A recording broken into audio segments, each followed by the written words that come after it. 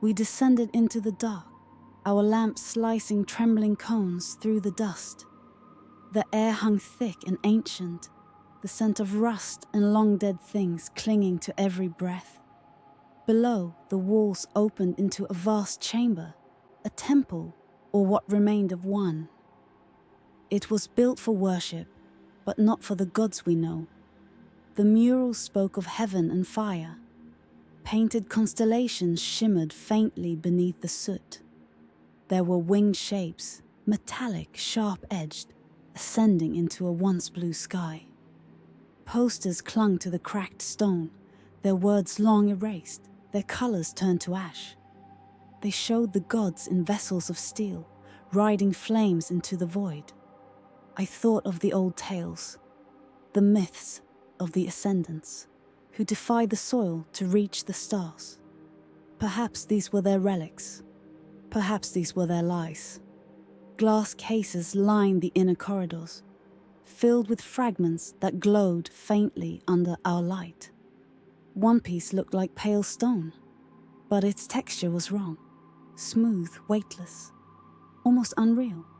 Moonstone, Carl murmured. Or something stranger. On the far wall, a faded image caught my eye. Figures in bulky suits, standing upon a desolate plain, their visors reflecting a dead horizon. They had walked the moon, or so they believed. But faith always dies before its gods do. All around us lay the remains of their congregation, skeletal, kneeling, frozen mid-prayer.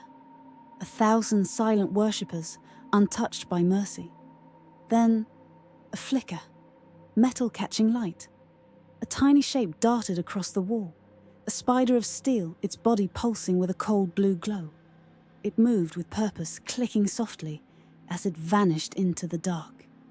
We followed, though the air grew thicker, the hum of hidden machines growing louder with each step. Somewhere beyond the ruins, a low mechanical growl rolled through the earth. The dust trembled beneath our boots. Through the broken vault above, we glimpsed the edge of a great machine carving its way through the weeds. Something with tracks, armor, and a voice like thunder. We watched it pass until the sound faded back into silence, leaving only the echo of metal on wind. In one of the antechambers, half buried beneath debris, we uncovered a photograph, faded, almost lost to time.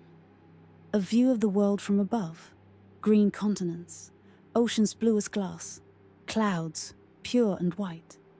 A world untouched by ruin. For a moment, I could almost feel warmth again, the echo of a sunlight we had forgotten. Then it slipped away. We left the temple to its ghosts and made for the village of Men's, a scattering of shacks on the edge of nowhere. Jens, the elder, greeted us with suspicion and fatigue. His people live under the weight of old debts, bound to the Taunaa, who demand tribute from all who cross their lands. Beyond Men's, he warned, the soil belongs to them. He spoke too of the preservers, phantoms wrapped in armor, gliding through the plains like echoes of forgotten wars. None had ever seen them clearly. Some said they were myths, machines haunted by the last breath of their creators. Others swore they were divine, silent watchers of the old order. Jens did not say which he believed. He told us also of the Phosphorite Wars, long ended but never forgotten. Of the smoke that once blackened the hills and the bones still buried in the dust. When he finished, the wind had already turned cold.